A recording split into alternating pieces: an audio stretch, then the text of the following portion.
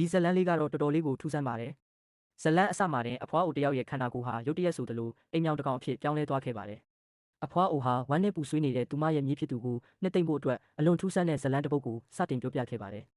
သူမပြောပြတဲ့ဇလန်းကတော့သူမတည်ဆုံသွားပြီးနောက်သူမရဲ့အလောင်းကိုမိတကြိုခဲ့ပြီးအယိုးပြတွေကိုပင်လယ်ထဲမျောလိုက်တယ်ဆိုတာကနေစတင်ပါတယ်အယိုးပြတွေပင်လယ်ထဲရောက်သွားတဲ့အခါငါးတစ်ကောင်ကအဲ့ဒီအယိုးပြတွေကိုမျိုးချလိုက်ပါတယ်အချိန်နှဲငယ်ကြာတော့တန်ငါဒီတယောက်ကအဲ့ဒီငါးကိုဖမ်းမိသွားပြီးကလေးတစုကအဲ့ဒီငါးကိုချက်စားလိုက်ကြပါတော့တယ်ဒါပေမဲ့ငါးကိုစားပြီးတာနဲ့တပြိုင်နက်ကလေးတွေအားလုံးအပြင်းထန်ပိုင်းနာလာကြပါတယ်ကြောက်လန့်တကြားနဲ့ကလေးတွေဟာအနီးနားကစပားခင်းထဲကိုပြေးသွားခဲ့ကြပါတယ်အဲ့ဒီအချိန်မှာမိုးရွာချလိုက်ပြီးစပားပင်တွေဟာအံ့ဩစရာကောင်းလောက်အောင်လင်းလင်းမြန်မြန်ကြီးထွားလာခဲ့ပါတယ်မကြခင်မှာပဲကျိုင်းကောင်အုပ်ကြီးရောက်လာပြီးစပားခင်းကိုစားတောက်တဲ့အခါလယ်သမားကအဲ့ဒီကျိုင်းကောင်တွေကိုဖမ်းပြီးမြို့ပေါ်မှာတွားရောက်လိုက်ပါတယ်မြို့ပေါ်ကအမျိုးသားတစ်ယောက်ဟာအဲ့ဒီကြော်ထားတဲ့ကျိုင်းကောင်တွေကိုဝယ်လာခဲ့ပေမဲ့သူ့အိမ်ကမွေးထားတဲ့အိမ်မြောင်ကအဲ့ဒါတွေကိုစားပစ်လိုက်ပါတယ်အချိန်နဲ့ကြာတော့အဲ့ဒီအိမ်မြောင်ကဥတွေဥချလိုက်ပါတယ်အဲ့ဒီဥတွေပေါက်လာတဲ့အခါမှာတော့ဥတလုံးထဲကနေအလွန်ထူးဆန်းတဲ့ခေါင်းတစ်ခုထွက်ပေါ်လာခဲ့ပါတယ်